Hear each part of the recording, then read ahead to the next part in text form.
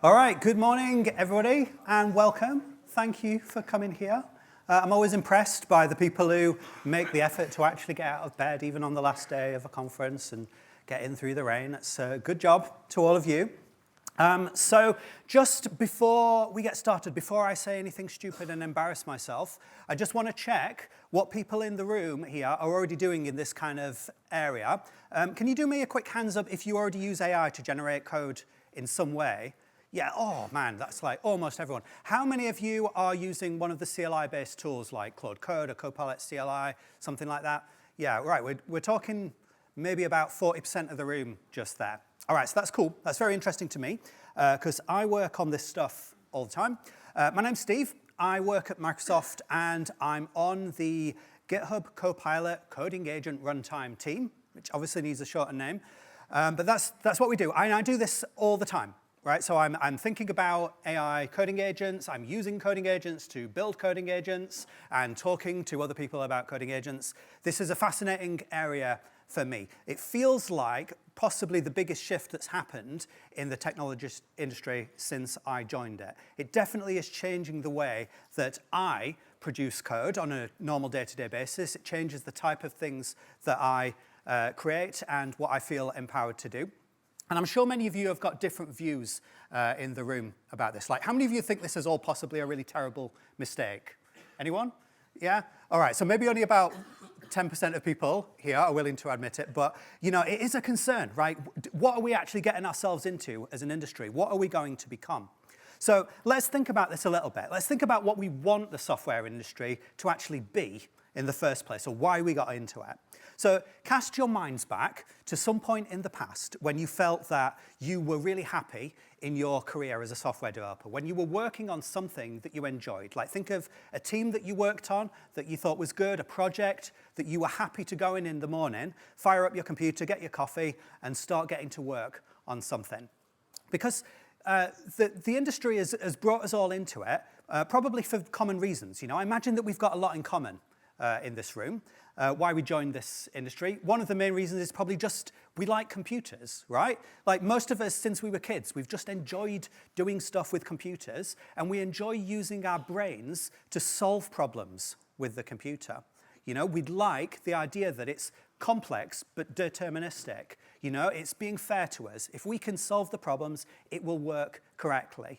And we can use our brains to translate our ideas into something that will make a difference in the real world to our users. And this is all great. We've had a good career up until this point by working this way, but it starts to feel like something is shifting it, because up until now, we were the only ones who could create working code, right? We had that unique ability that other people did not. It was like our personal moat that gave us some special economic advantage.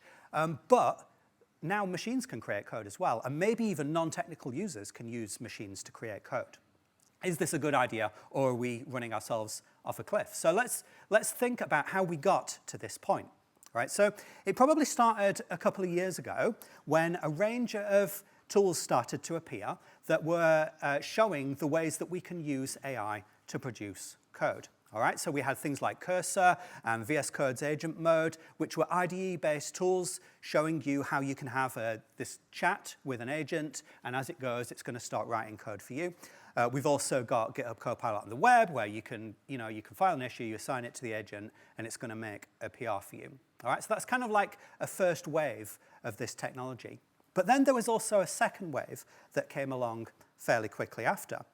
The wave of the CLI-based tools. So Claude Code was the first one that came along and sort of defined this whole product category. And that was rapidly followed by others like Gemini and Codex CLI and Copilot CLI. And I know a good number of you in this room are using those right now. But it's kind of weird, right, that we've decided to go back to this older UI technology when we've clearly got much more modern alternatives. So why are we doing this? It's very strange, right? I think that these CLI-based coding agent tools, they're often described as like dopamine machines. It's weird, right? Because they're not tied to any particular IDE, they're not tied to a repo, they're not tied to any particular web-based thing. You just pop them open on your computer anywhere, you give it a task, and within 5 to 10 seconds, you've got some sort of progress on that task and you can feel good about it. Then you do it again 10 seconds later and another 10 seconds later. And it's weirdly addictive. The teams building these CLI-based tools have been able to iterate really fast. You know, they've been freed up from some of the modern UI concerns and been able to just focus on making the agent really good. And they've rapidly been able to get something much better than you might be used to if you haven't used one of these kinds of tools. But does it make a difference? Well, people will have different opinions about it. And if you believe them, some people will tell you that they're able to produce work a lot faster working in this sort of way. Now, I personally feel that I can relate to that. I definitely feel like I'm able to produce code faster in a wider range of situations than I did before. And I don't think it's just me. Here's some stats from the team that I work on. So this is just 1 week running up until a few days ago. And this is a team of about 7 to 10 people.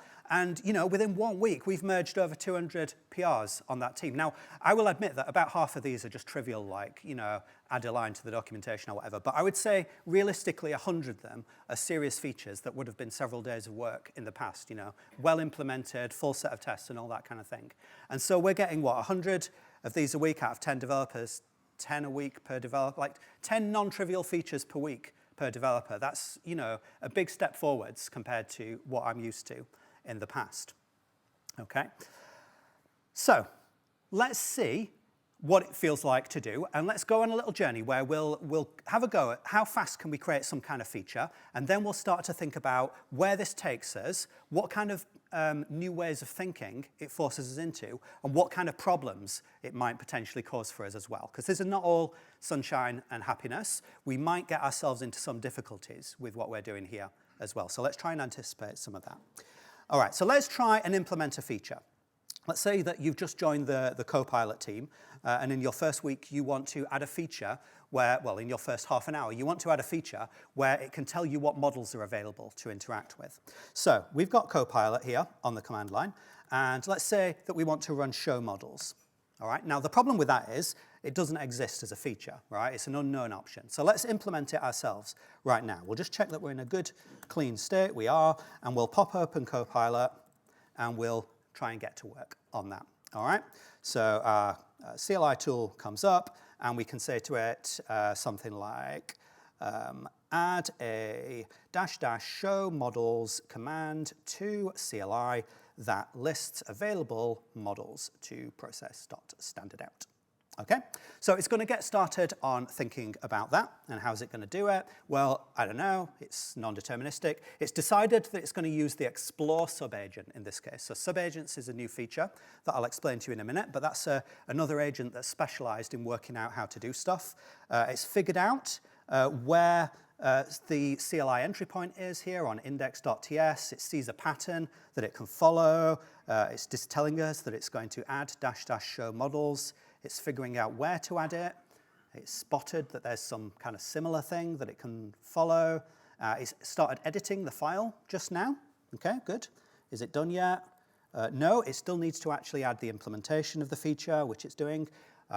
It's decided to build it, so it's going to check if there's any compile errors. Are there going to be errors? Nope. All right. It's now going to actually run it itself and see whether the feature that it implemented actually works. It says that it does. It's verifying that it's in the help, and I'm just going to stop it at that point. All right, so let's see what we've got now. So let's go and have a look at what changes it's made. All right, so it's added -- show models to the list of options, and it's added a handler for that as well that's going to log some models. Let's just check if it actually works. So if I do Copilot show models now, it does. It produces a list of models. All right, cool. So that was pretty good that we were able to get from nothing to a feature in a minute or so. And you might think, all right, but so what? It's only like a 5-line feature, isn't it? And yes, it is. But the hard part of implementing a feature like that is not really the 5 lines. It's the working out where you're supposed to put them and exactly what constitutes following the correct patterns and that sort of thing. And obviously, if I'd let this go on longer, it would have gone on and written some tests for me and other things like that as well. All right. So that seems like a pretty good starting point for this sort of thing. So hopefully it doesn't seem ridiculous that we can expect to ship multiple non-trivial features a day. Yeah, obviously that was a fairly trivial feature, but we could do something much bigger if we were going to be working for an hour or so. All right, so if we're able to produce our changes this fast, it forces us to think a little bit differently about code. We start to take a different relationship to our project. So here are some of the ways that on our team we now have a different attitude to code and to the kind of rules that we've had for our whole career going up until now. Maybe some of them don't really apply anymore. So I think we quickly start to feel that code isn't a precious asset anymore. Code is cheap. If you want to make a lot of code, you can make a lot of code very quickly.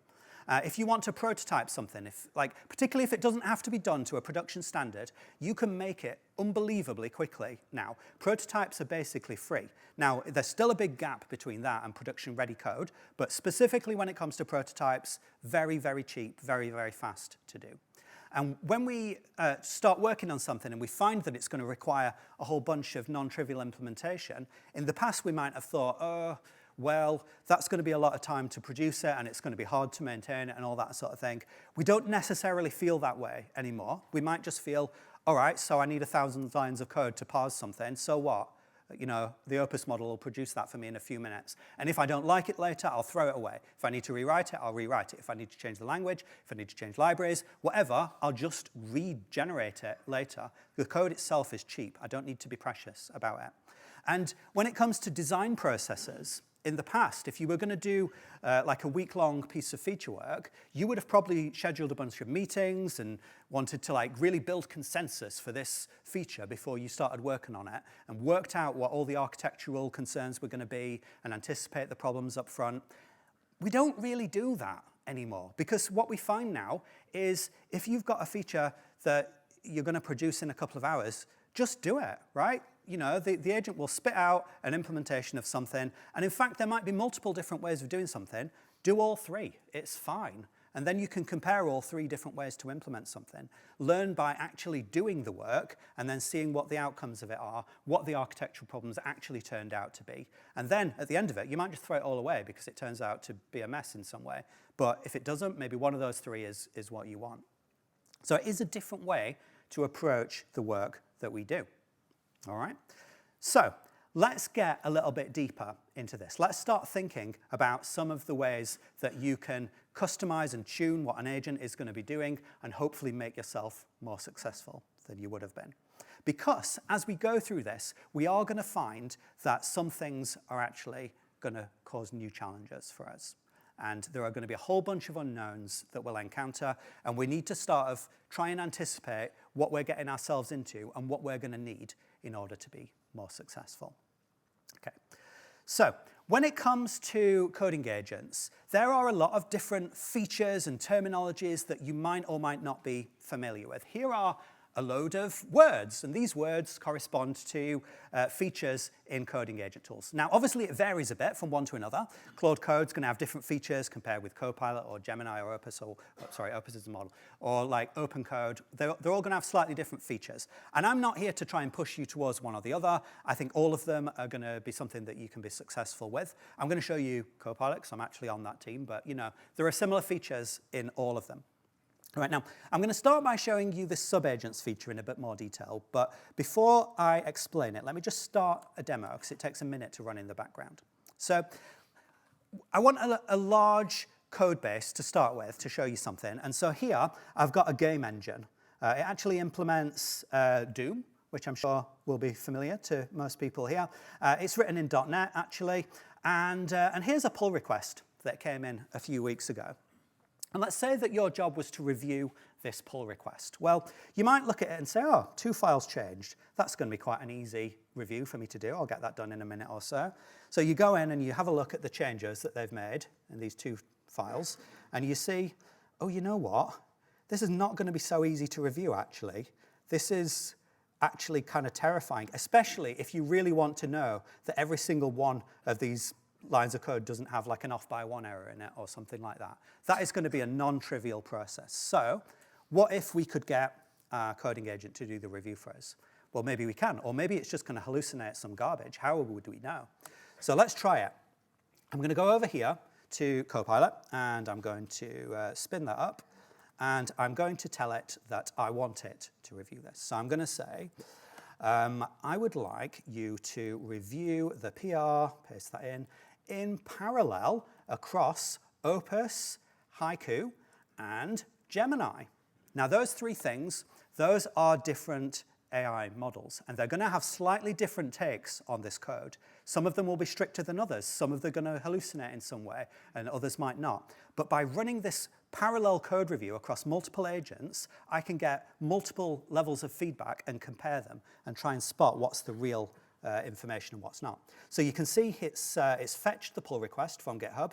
It's using its large output handling here, actually. So because models have got a limited context window, it's decided that this is too much to go in the context window, so it's saved it to a file on disk, and then each of those different agents can read different parts of those files on demand.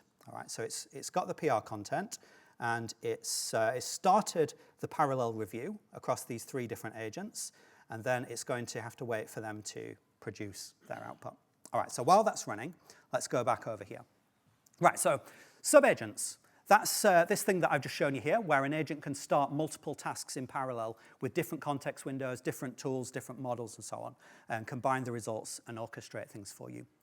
Plan mode, I'm going to get to in a minute. I'll demonstrate that for you. That's a way that you can anticipate or work with the model to make a comprehensive plan for the work that you're going to be doing and try and avoid the case where it does the wrong thing. Skills is a relatively new enhancement. How many of you have seen or used skills so far? Yeah, a pretty small number. All right, so that's going to be worth digging into a little bit. So skills are a way that you can create reusable capabilities for coding agents and then share them across different people on your team. I'll show you an example. Delegate's a way of sending stuff up into the cloud after you've worked on it locally so that you don't have to use up your own machine. Memories, that's a way of keeping track of facts that can span your team. So if one of your colleagues tells the agent something like, oh, never use this way of writing a test, always write tests in this other way, then that memory can be stored and tracked within your project so that other coding agents will automatically pick that up. Hooks gives you deterministic callbacks, so you can change what an agent does. The other stuff is all cool too. But let's see how we're getting on with this review. I can see that Haiku, oh, actually, they've all just finished. Right, so Haiku finished first, and then it was Gemini, and then Opus. And it's now writing up this combined review across all of them. Opus has found a particular problem, and let's see. Okay, all right, so it's given us this report. Opus has found an issue. Haiku didn't find any issues. Gemini found 3 issues. I don't want to read them individually. I'm just going to tell it I want to know how they compare. So what were the main disagreements? All right, so let's see how these different reviews compare with each other and what we can learn about this. So we've got, there's something to do with element bounds.empty, where Opus says there's a bug, Haiku doesn't. All right, so what does it say? It says Opus is more rigorous, the math does overflow. The overall assessment, Opus found an issue, Haiku said there's no problems at all, and Gemini found 3 problems. All right, so this kind of lines up with my experience of these models. If you don't know, Haiku is the smallest one of these models. It responds very quickly, but it doesn't have very good deep insights. Gemini is a slightly more anxious model. It will tend to complain about a lot of things, and it will pick up on a lot of architectural concerns, even if they're not really real issues, but it's interesting to get its points of view. And Opus is sort of the big daddy of the coding agent world at the moment, and that's probably the one whose opinions I'd be most interested in. All right, so that's how we can orchestrate multiple agents quite trivially from a coding agent tool like that. All right, so let's have a go at digging a bit deeper into some of these features, and also let's just think a little bit about some of the challenges that this is going to give us right now. So I don't know about you, but back in the day when JavaScript frameworks were coming out every 3 days, I used to find that was quite hard to keep up with. When it comes to coding agents, even more so the case. Among this list of features here, probably about half of them is stuff that's all been invented in the last 3 weeks or something. That's not an exaggeration. So like trying to keep up with this is almost a full-time job in itself. And it is my full-time job, and I struggle with it. So I pity the people who don't get to spend that being their full-time job. And it's not just stuff that's shipping in the products themselves. Other people are coming up with even more complex things that you can do on top of coding agents. Here's a couple of examples. Right, so This thing called Gastown started getting a bit of traction on Hacker News recently. Steve Yegge's a well-known person in the software industry. He's created this sort of fictional world of coding agents where you've got a mayor and they've got convoys of beads which represent work, and they send them to different agents. And it's this whole like fictional let's pretend world of coding agents. And does it work or not? I don't really know, but people are playing around with this sort of thing. And another one that became incredibly hot about 2 weeks ago for maybe 3 days was Ralph Wiggum, which I'm sure some of you have heard of, and some of you are probably just thinking, like, why am I here? Why did I get out of bed to have this guy going on about Ralph Wiggum? Why is that even relevant? Well, the thing is that coding agents can be really lazy, and Ralph Wiggum tries to solve that problem. So you'll tell your agent, hey, do this task. It's got 6 parts in it, and it will do it for a bit, and it'll say, I've done 4 of the 6 tasks, so I'm finished. And you say, what? No, go and do the other 2 tasks. And it says, yes, you're absolutely right. I'll do those 2 other tasks. And then a minute later, it'll go, those are quite hard, so I'll leave those for the future. And you'll say, no, do them. And it will say, OK, yes, I will. And then it'll say, I've added to-do comments to say that we'll do these in the future. And you think, oh, why am I doing this? So Ralph Wiggum tries to just force it to actually do the work. It's simply a while loop that just keeps saying do it, do it, do it, do it, over and over to the coding agent. And the idea is you leave it running overnight or whatever, and who knows how many tokens it consumes. But when you wake up in the morning, you've ported your entire operating system to Rust and created AGI. That's the idea of it. Does it work? Does it not? Why is it called Ralph Wiggum? Well, these are all mysteries. But I would encourage you to think about this stuff, but not get too caught up in it. Because this is just going to keep changing all the time. And I don't know about you, but you will probably start to experience a bit of FOMO when it comes to all of this stuff. Like, how can you know what is worth thinking about and what is not worth thinking about, given how quickly we're iterating? So to try and counteract some of this FOMO effect, I want to take it back to some fundamentals that I think are the actual gems within the pile here, that from experience of working on a coding agent team for the last 6 months, what do we think are the fundamentals that actually make a real difference to whether an agent succeeds or fails with a given task? And we're going to start with planning. And you might notice, actually, that all of these are things that are generally good for humans as well. So it kind of makes sense. Right, planning. One of the main reasons why tasks assigned to coding agents might not turn out in the way you want is that the problem might be underspecified. And agents are very lazy. If they can get away with just saying, like, oh, I did this in a sort of whatever was the easiest way, whether you wanted it or not, they'll kind of do that. So planning is a way of ensuring that you've got a full communication of what you want the agent to do up front. Let me show you that. Right. So I need another application to work on. So I've gone with literally the most mainstream business scenario I can think of, which is just standard e-commerce. Right. So I've got this open source .NET e-commerce platform here, totally normal. The only unusual things are the insane prices in the test data and the fact that the languages seem all messed up. But apart from that, it's just normal e-commerce. All right. Now let's say I want to add a non-trivial feature into this application right now. So I could go into my coding agent here within that repo. Let's start up Copilot. And I could tell it to start work, okay? But how do I tell it exactly what to do? You'll notice down here that we've got this shift and tab to cycle mode thing. And I can do that to switch myself into plan mode. And while I'm in plan mode there, it knows that whatever I tell it to do, I don't really want it to start implementing it. I want it to work with me on working out a plan. All right, so let's tell it a complicated feature to work on. Add a product customization feature. Okay, now that is potentially an enormous piece of work for it to do. Now, what does that even mean, product customization? So it's going to start thinking about it. It's going to research our product code, hopefully. Yeah, so it's listing the files. It's using that explore subagent again to explore the architecture. And it's thinking about this project and what that might mean. Oh, it says product customization is ambiguous. I need to clarify what the user means. So how is it going to do that? Okay, so it brings up a multiple choice option for us. And we can type in an arbitrary answer if we want to. But let's say I'm just going to pick that I want the build your own product option here. So let's put that in. And it's going to think a little bit more. Maybe it's ready to write a plan now. Maybe it's not.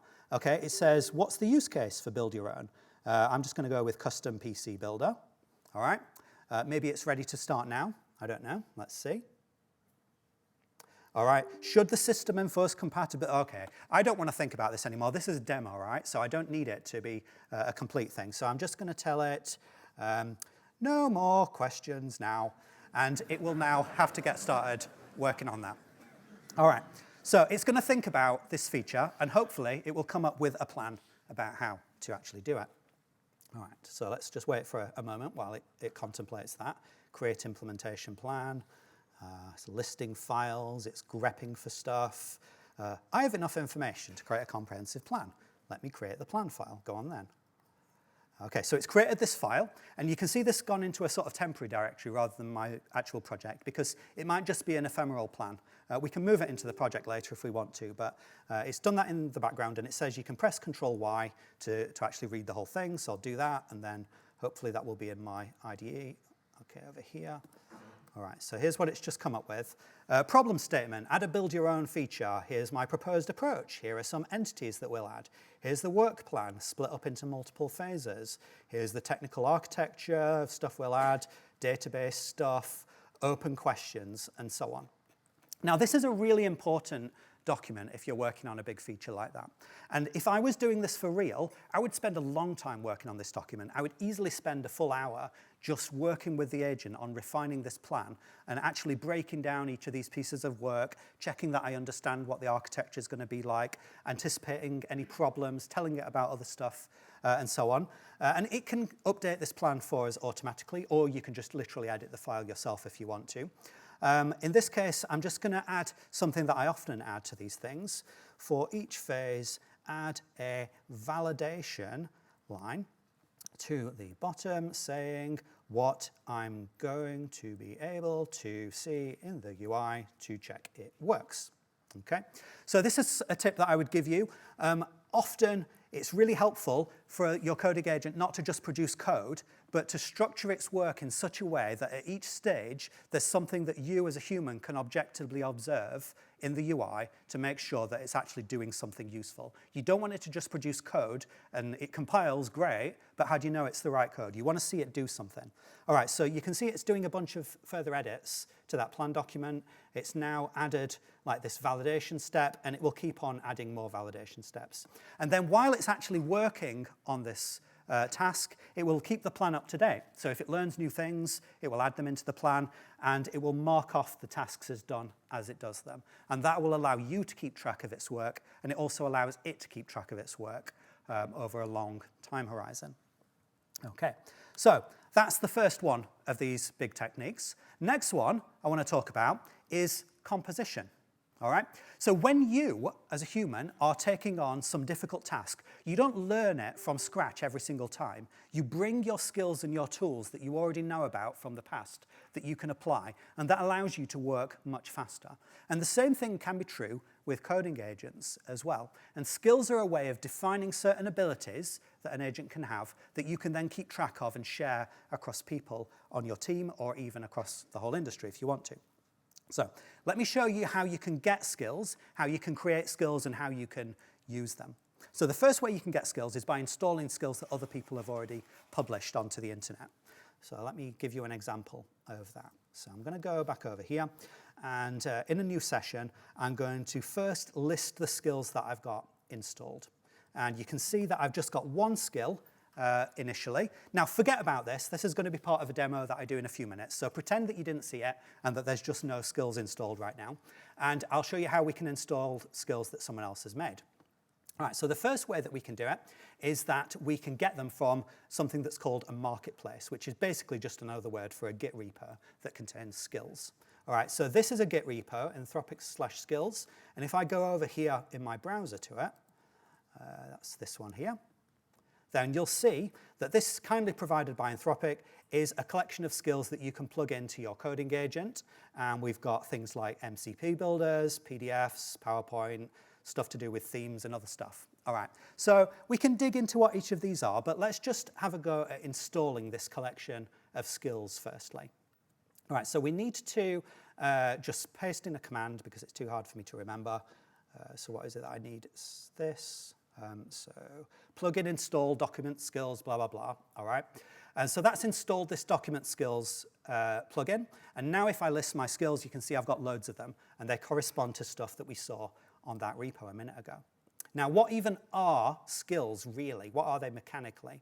Well, you'll see that when I create one in a minute. But another way to look at it is by going to this website that gives you the spec for it. And it shows you that a skill is basically, at root, just a markdown file. It's a markdown file with a bit of metadata in it. If we can see an example of one, here's PDF processing. It's got a name, it's got a description, and then it's got loads of information about how to do it. And this might be a really long document. So the clever thing about skills is the way they are progressively disclosed to the model. Models have got a limited context window.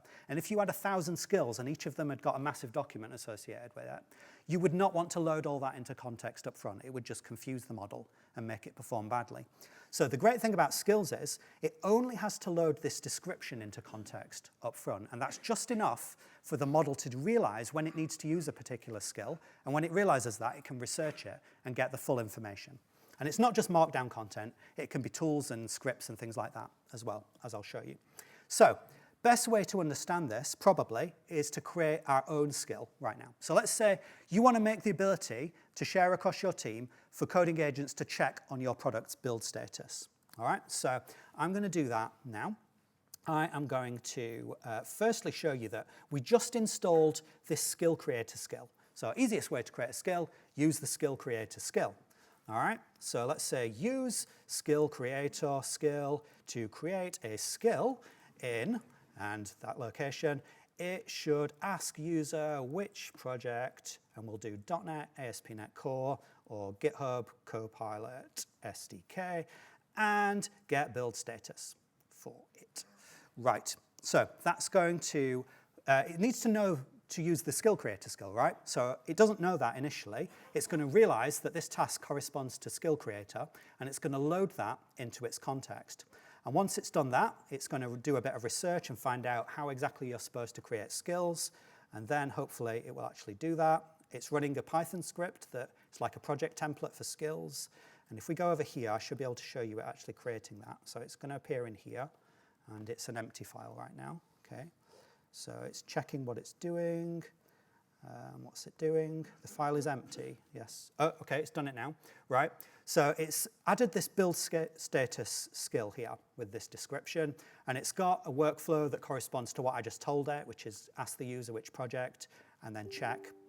Now, obviously, I can edit this file directly if I want to change how the skill works, but I can also just instruct the agent to update it as well. So let's say I only want it to get build status from the main branch. So let's say actually only get status from main, okay? So it's going to figure out how to do that, and it's going to make some edits to this, hopefully. So I think, okay, yeah, it's done it. It's just added this branch main thing onto the skill right now.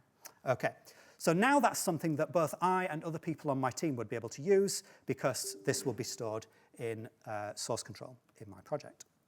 All right, so let's have a go at actually using it, shall we? So I'll go into a new session and check that we've got it installed.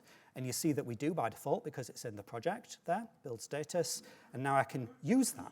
Notice also that it shows up as a / command. So we can autocomplete on the name of that skill as well now to invoke it really quickly.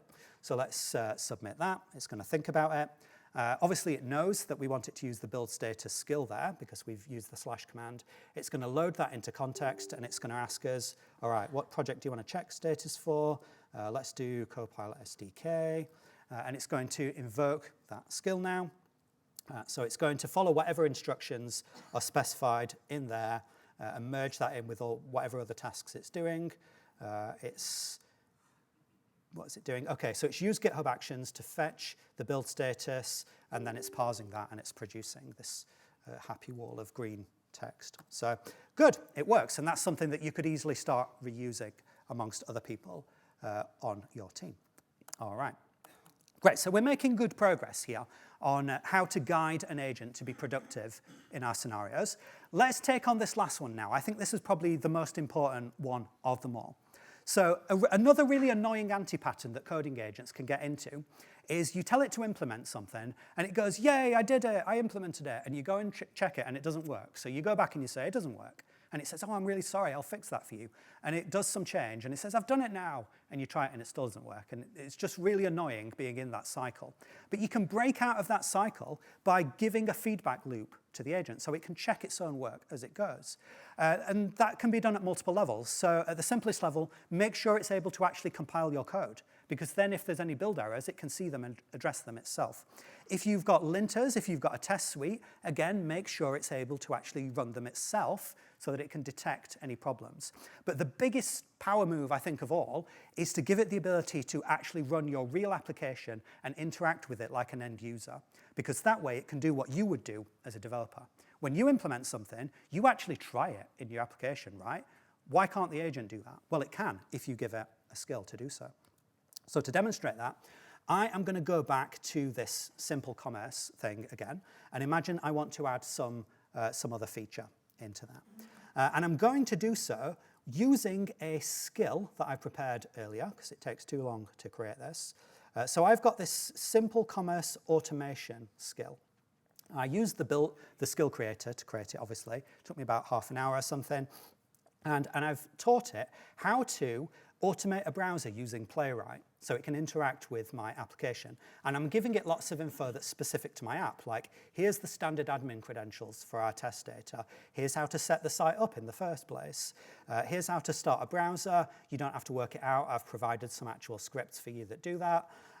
I've got all these other little JavaScript snippets that teach you how to explore and list links that are on pages and navigate around, register users, and all kinds of stuff like that. And you can build up more and more capabilities over time. So let's try using it, shall we?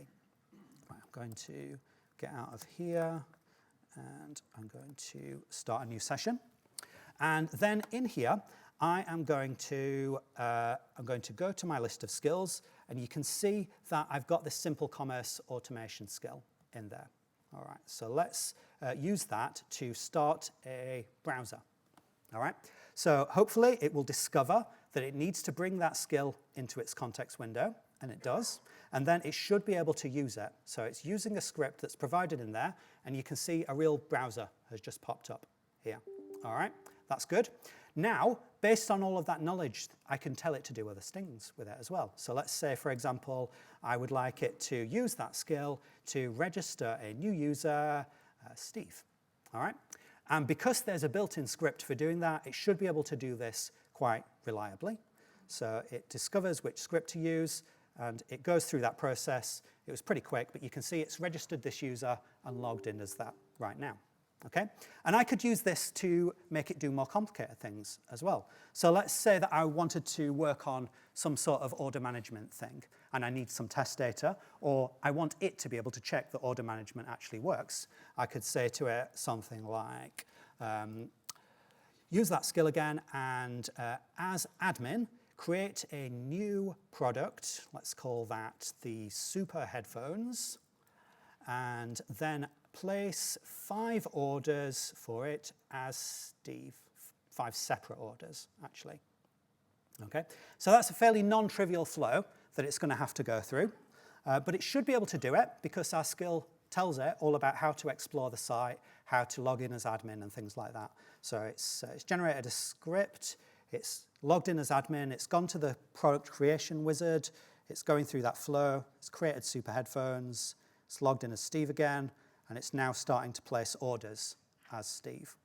All right, so clearly that is useful if you just want to automate stuff for testing purposes. But the bigger point that I'm trying to make with this is that you really want the agent to be able to do this itself because it chooses to. You want it to have that power whenever it implements something to go, now I'm actually going to check this works. Let me pop open a browser and click through the flow and make sure that this feature is really implemented properly. And if there's any errors that come up, it can see those errors and it can go back to the code and start making changes to it. Okay, so that's some of the fundamentals that I want to get to.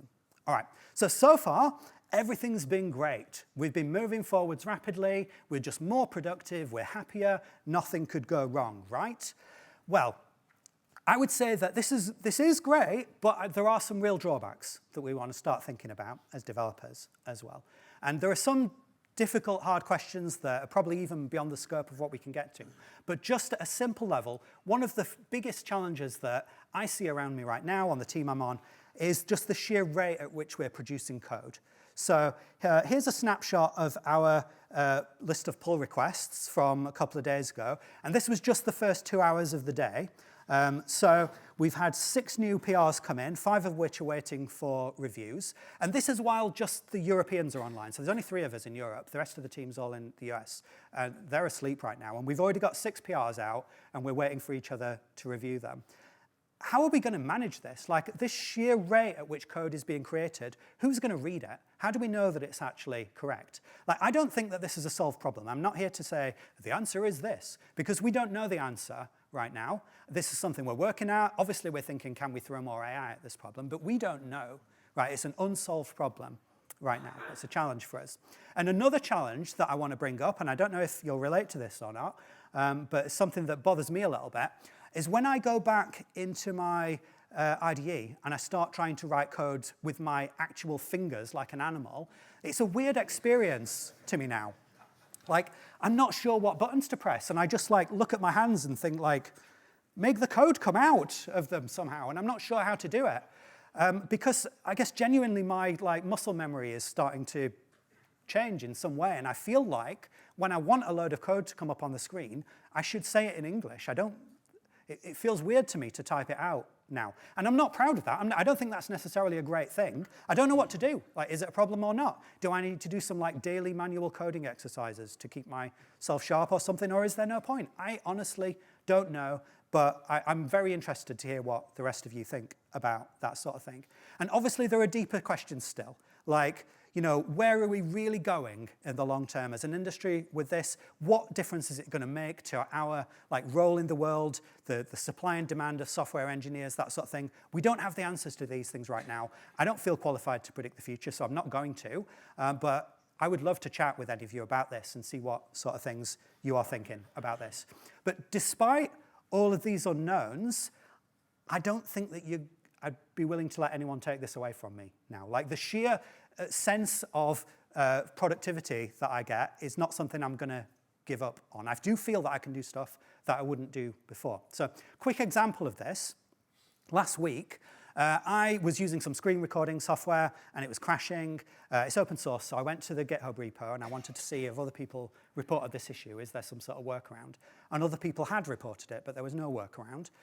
This thing was written in Rust. I don't speak Rust, so normally I would not have been able to do anything about that. But I thought, oh, let's just see what happens if I just get Copilot on this. So, you know, I told Copilot, go to this repo, clone it, investigate the following issue. If you can find a fix, submit a pull request.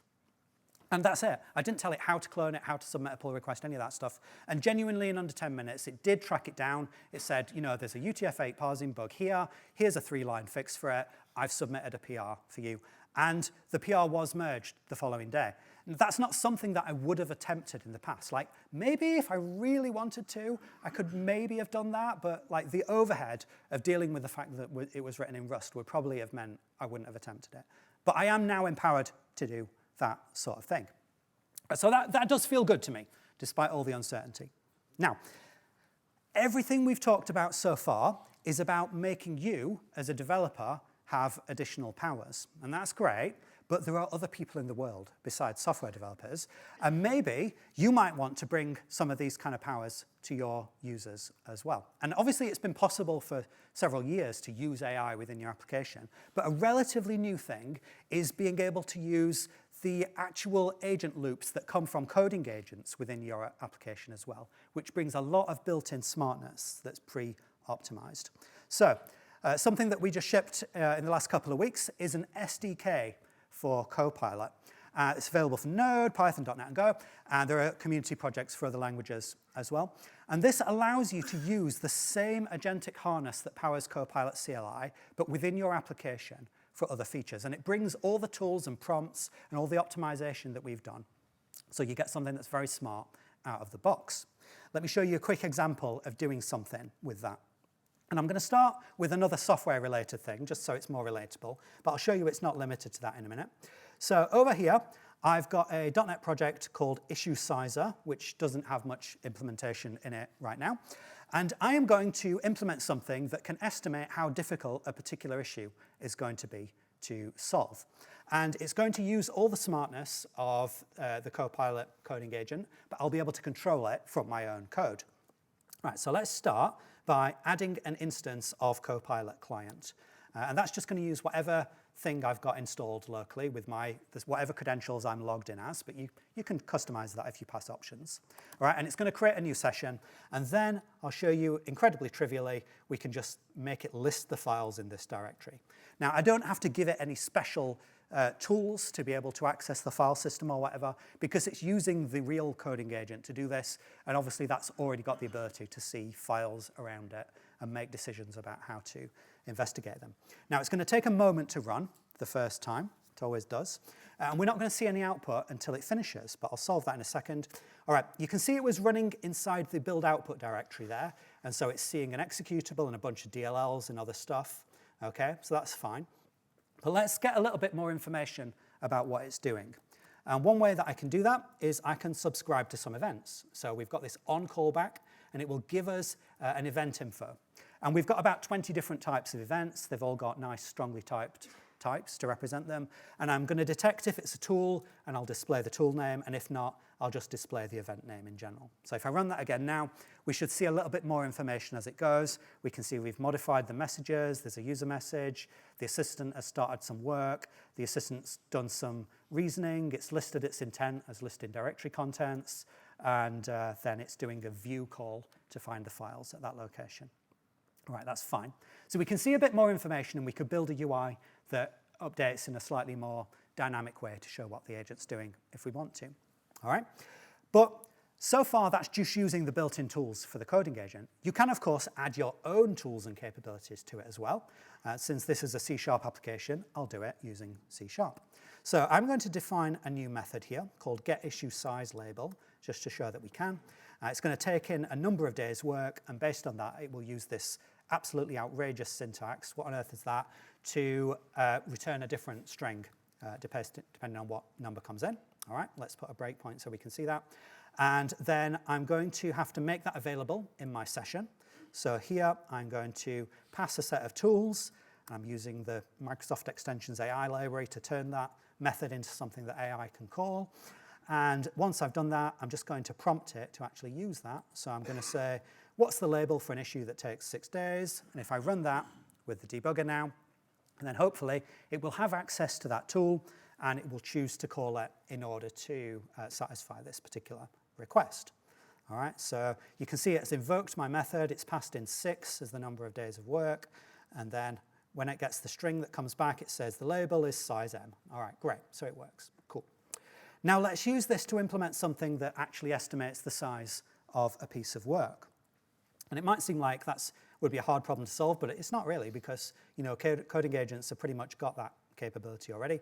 So I could add a nice big prompt like this that says, you're a software engineer, estimate the complexity of the issue, check if the issue corresponds to source in the current directory, and if so, investigate the code to provide a more accurate estimate. And it will use all the capabilities like the explore subagent or whatever else in order to do that. Okay, and it's going to take this issue URL. So let's run that. And it says, enter your issue URL. Let's find an issue that we can do. Let's go to the Copilot SDK repo, go into the list of issues, find something in there that looks quite big. All right, this one's quite big. Connect to active CLI sessions. Okay, so if I go back over here and paste that in, then it should use all of the capabilities that the coding agent already has by default. So it's got the ability to, like fetch stuff from the web and deal with if it's a large output and inspect that content. It's able to look at the files on disk, and it can sort of reason about whether this is the code corresponding to that repo, which it isn't. So in this case, it's just going to skip ahead to giving an estimate in general, and it's decided that it's a medium-sized issue, which is probably reasonable, 5 days of work. All right, cool. So that's how you could control one of these coding agents from within your application and build upon all the skills and capabilities that are already available to it. But it's not limited to just software engineering type tasks. So to demonstrate that, we've also created this other little demo that I'll be able to bring up over here. All right. So up here in the top right of PowerPoint, you see I've added this little extension here, GitHub Copilot. Now, I just want to be clear, this is not a feature that we're actually shipping. This is not a product announcement or whatever. This is just a fun little demo that we put together where we've used the SDK that I showed you there to create a sidebar where I can type in some instruction and it will use coding agent features, but it's also plugged into the Office APIs so it can interact with the document itself. So I could say something like, make a 5-slide presentation. I know the text is too small. Let's zoom in. Make a 5-slide presentation about NDC London, use cool layouts and lots of London puns. All right, so I'm using Haiku here, which is a small model. I'm using that just because it's fast. I find in practice the layouts it produces are a bit of a mess, so it might be ugly.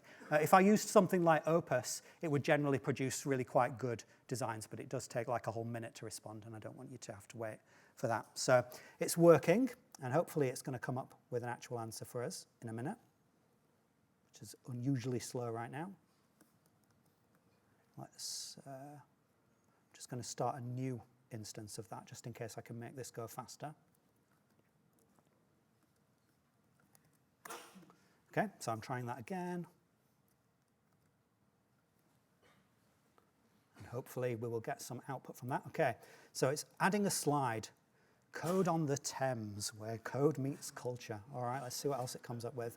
What is NDC London? The most prestigious constance. It's not a London fog of confusion. All right, cool, fine. Conference highlights, great. All right, so as you can see, it is working. The puns are not great. I think we need some slightly more advanced AI if we want to. What on earth is that? We're not pulling your big, what? I don't. Okay. Let's move away from that quickly, right? All right. I'm deeply sorry. I do apologize. That's one of the worst things I've ever done. All right. All right. Point is, you could apply the intelligence of a coding agent to tasks that might not just be coding using an SDK like this. All right, so I think we're coming up to being done, and I'm sure many of you are very, very keen to get out there and get some coffee. So I just want to leave you with some thoughts about what this means for us in our industry right now. What are we anymore? Like, what are we trying to become?